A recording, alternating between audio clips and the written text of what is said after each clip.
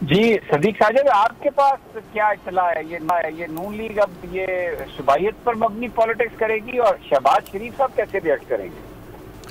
देखिए, ये हर जमात में जिस तरह 4-5 लोग होते हैं एक प्रेशर ग्रुप के तौर पर, ये जवेद लतीफ़ भी उसी का हिस्सा है। मरीम नवाज़ जो बात जो है वो खुलकर अपने चाचा से नहीं कर सकती, एक मौक़िफ़ तो वो रखती हैं, तो वो फिर इसी तरह के जो हार्ड लाइनर होते हैं उनके ज़रिए उस बात को आगे लाया जाता है।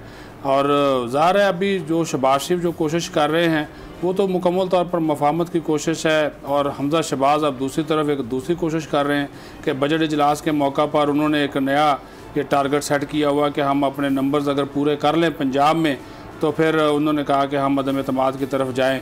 और मेरे इतला के मुताबिक हमज़ा शहबाज इस मामले के ऊपर अपने वालिद से ज़्यादा नवाज शरीफ से राब्ते में हैं, और उसकी बड़ी वजह यह है कि उनको पता है कि आखिरी फ़ैसला चूँकि ताया जान का होना है, तो इससे पहले ही उन्होंने कहा जी ताया जान को सारे लूप में रखा जाए।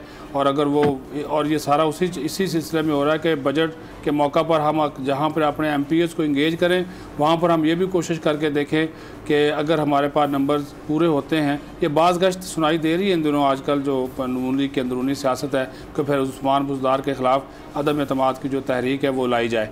लेकिन आज ये भी एक हमने देखा समी साहब के जो मरीम नवाज़ ने गुफ्तगू की है, आपको याद होगा कि सबसे पहले जब PDM बनी थी तो इस्तीफ़ों का मामला कि हम असम्बलियों से इस्तीफ़े दे दें, पहले मौलाना फजल रहमान ने बात की, फिर नून लीग इसके पीछे आ गई, उन्होंने कहा जी हाँ जी हमें इस्तीफ़े देना चाहिए, इस किस्म की पार्लियामेंट में नहीं बैठना चाहिए।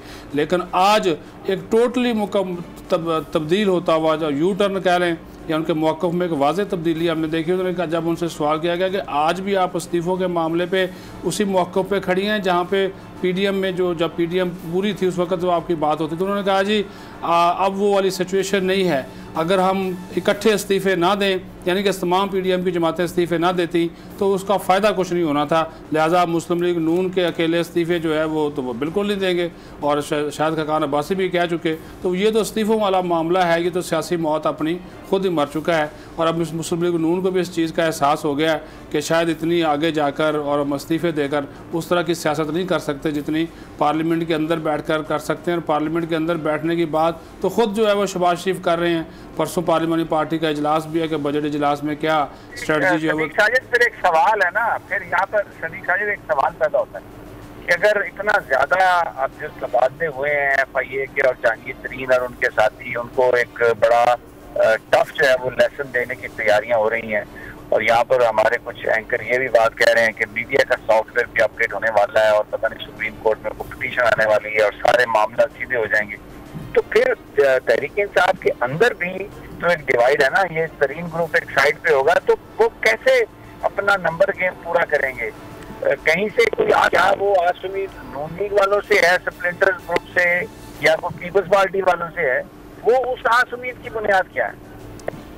देखिए, वो तरीन ग्रुप के ऊपर ही ज़्यादा डिपेंड करेंगे, क्योंकि इस वक्त जो नंबर्स गेम है उसको अगर आप देखें तो 14 लोगों का फ़र्क है पंजाब असम्बली में, 14 लोग ज़्यादा हैं उस्मान बुज़दार और उनके जो इत्तेहादी हैं। और उसमें आपको पता है कि कोशिश की गई थी, पहले परवेज़ लाई का नाम सामने आया था, वहाँ पे मुस्लिम लीग नून के मुस्लिम लीग काफ के जो है 10 लोग वहाँ पर मौजूद हैं। लेकिन वो तो आजकल जो चीज़ें चल रही हैं, आपको ये भी पता है समी साहब के जैसे बजट नज़दीक आता है तो इत्तेहादियों की डिमांड्स भी बढ़ जाती हैं, तो उसी वजह से वो कभी इधर होते हैं कभी उधर होते हैं। इमरान खान से मिल जाएंगे तो फिर वो कहेंगे जी ठीक है हम बजट पास करवाएंगे। अगर वो और मिलना किस लिए होता है, सीधी सी बात है, डेवलपमेंट फंड्स के लिए। आजकल तो बजट के बाद की बात कर रहा हूँ ना सदीक साजिद, आप समझे नहीं। देखिए बजट पास हो जाएगा, मैं बजट की बात कर रहा हूँ। तरीन साहब के हवाले से कोई रिपोर्ट आती है, ये कुछ MPs पर पर्चे दर्ज हैं, कुछ और पकड़े जाते हैं, ये ग्रुप जो है इस पर कोई सख्ती की जाती है, जैसे खुद अभी आप फरमा रहे हैं कि बड़ी सख्ती करने का इम्कान है। तो कैसे सस्टेन करेगी हुकूमत अपना नंबर? कौन सी तरफ से आस उम्मीद है, मैं ये पूछ रहा हूँ आपसे। जिनको पकड़ा है उन पे क्या आस उम्मीद होगी? अगर तरीन अंदर चला जाए या कुछ और लोग MP फयाज चौहान या दूसरे इस तरह से पकड़े जाएं तो वो करेगा गवर्नमेंट के साथ? नहीं, फिर तो मुश्किल हो गई समी साहब। ये बजट के बाद ये चीज़ें हम देख रहे हैं, जिस तरह की ये कहा जा रहा है कि ये इमरान खान फैसला कर चुके हैं कि उन्होंने बहुत ज़्यादा एक माइंड अपना बना लिया है कि जो भी उनके ख़िलाफ़ खड़ा हुआ है उसके ख़िलाफ़ जो है वो एक्शन लेंगे। कोई लोगों को शो काज नोटिस भी जारी होंगे, कोई कार्रवाइयाँ भी होंगी। तो ज़ाहिर है फिर अगर उसी मौके की तलाश में फिर होगी ना, फिर तो नून लीग उसी मौके की तलाश में होगी जैसे उनको पता चल गया।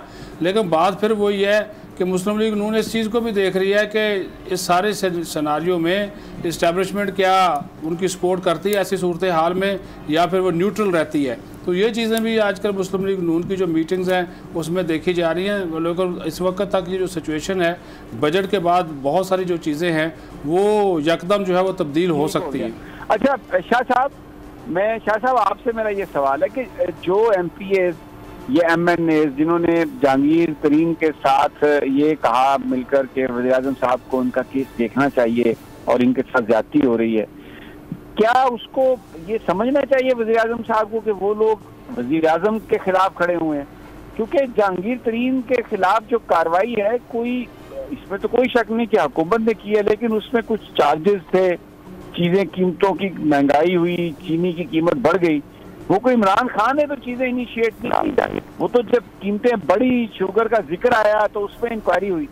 तो जो लोग जहांगीर तरीन के साथ खड़े हैं वो उनको इमरान खान ये समझ सकते हैं कि भाई ये लोग जो है ये मेरे खिलाफ खड़े हुए हैं? डेफिनेटली समीर साहब, ये तो बिल्कुल रोज़ रोशन की तरह आया है। देखें कि वो इमरान खान जो हैं वो पार्टी के सरबराह हैं, वज़ीर-ए-आज़म भी हैं, और उनकी बड़ी ग्रिप है अपनी पार्टी के ऊपर, और वो जो कहते हैं वो हो जाता है, हमें पता है, आपको भी पता है। लेकिन उनकी इस रवैये के बावजूद भी, उनके सख्त मौक़िफ़ के बावजूद भी, अगर वो जहांगीर तरीन साहब के साथ खड़े हैं तो वो तो एक ऐलान बगावत तो है वो, और वो कुछ चीज़ों के ऊपर बारगेनिंग जो है वो करना चाहते हैं, अपनी बारगेनिंग पोजीशन बढ़ाना चाहते हैं। जहाँ पे वो देखेंगे अगर इस तरह का सिनेरियो आता है कि अगर जहांगीर तरीन साहब गिरफ़्तार होते हैं तो उनकी तरफ से इंतहाई सख्त रिएक्शन जो है वो बिल्कुल आ सकता है, और वो किसी भी उनका पलड़ा जो है वो अपोजिशन की किसी भी तरफ जा सकता है, जो कि आपकी इनकी कम से कम पंजाब हुकूमत जो है उसको तो बिल्कुल अनस्टेबल कर सकते हैं। तो इसलिए मैं समझता हूँ कि वो एक थ्रेट है और वो एक फ़ोर्स है जो कि किसी भी वक्त जो है वो इनके ख़िलाफ़ इस्तेमाल हो सकती है। अच्छा, अब अगर ये सिचुएशन आती है तो फिर वज़ीर-ए-आज़म कैसे उसको काबू करने की कोशिश करेंगे? कहाँ से MPs लेंगे? क्या वो जो नून लीग के लोग हैं उनको साथ भी लाएंगे, पीपल्स पार्टी से मदद लेंगे? और मरकज में भी तो सिर्फ 5-7 MNAs का फर्क है ना शाह जी? जी बिल्कुल ठीक है। तो वहाँ पर भी तो फिर खतरा लाख हो सकता है। ये हम कैसे कह सकते हैं कि सिर्फ गुलजार को खतरा है और इमरान खान साहब को खतरा नहीं है? देखिए, मैं आपको एक बात बताऊं। बात यह है कि जो अभी भी जहांगीर तरीन साहब के हवाले से भी हमने जो सुना है, जो वज़ीर-ए-आज़म ने बड़ा सख्त मौक़िफ़ इख्तियार किया, उनको जो लोग मिले भी, उनके लोग या वफूद मिले भी, तो उन्होंने कम से कम ये कहा कि मैं जो केस के हवाले से कोई कंप्रोमाइज़ नहीं करूँगा, लेकिन किसी के साथ गैर नाइंसाफ़ी भी नहीं होने दूँगा। लेकिन उनका जो ज़्यादा मौक़िफ़ था, जो कि उनके एक्शन से भी मुख्तलिफ़ जगहों पे उन्होंने गुफ्तगू की, तकरीरों में भी ज़िक्र किया, उन्होंने कहा कि मैं किसी को जो है वो रियायत नहीं दूँगा, और जो अगर मुलव्वस है तो उसके अगर वो जितना भी ज़्यादा मेरे सामने आ जाएं, जो भी उसके कॉन्सिक्वेंसेस हों, मैं उस पर कंप्रोमाइज़ नहीं करूँगा। तो उससे तो मैं ये समझता हूँ कि अगर ऐसी सूरत हाल पैदा होती है तो उसमें जो वो बरमला इस चीज़ का इजहार भी कर रहे हैं, बजट के बाद अगर ऐसी सिचुएशन होती है तो मैं समझता हूँ कि वो दोबारा मैंडेट के लिए भी जा सकते हैं, और वो उनके ज़हन में भी हो सकता है कि मैं कौम के सामने दोबारा जाऊं और कहूं कि मैंने इन लोगों की ब्लैकमेलिंग और उसका मुकाबला किया है और मैंने स्टैंड लिया है और मैं उनके सामने जो है वो सरेंडर नहीं किया। तो वो एक ऑप्शन तो वज़ीर-ए-आज़म के पास हर वक्त मौजूद है। अच्छा समीर साहब, आपने जो बात की ना, यहाँ पे सिर्फ 6 लोगों का फ़र्क है। आपको याद होगा 178 इन वोट मिले थे जी। तो अभी तो इत्तेहादी जो हैं वो खुद भी, जो जब से बजट इजलास शुरू हुआ है, बाप, काफ लीग, MQM, GDA, ये सारे जो हैं वो कोशिश कर रहे हैं कुछ ना कुछ हमें भी मिल जाए। उनकी नाराज़गी भी नज़र आ रही है। और गुज़श्ता जो कौमी असम्बली के इजलास से जो कोरम पूरा करने में मुश्किलात का सामना करना पड़ा, तो उसमें काफ लीग वाले और बाप वाले खामोशी से उठ के बाहर चले गए। इसके ऊपर भी काफ़ी इनकी तलखी चल रही है। ठीक हो गया जी। आज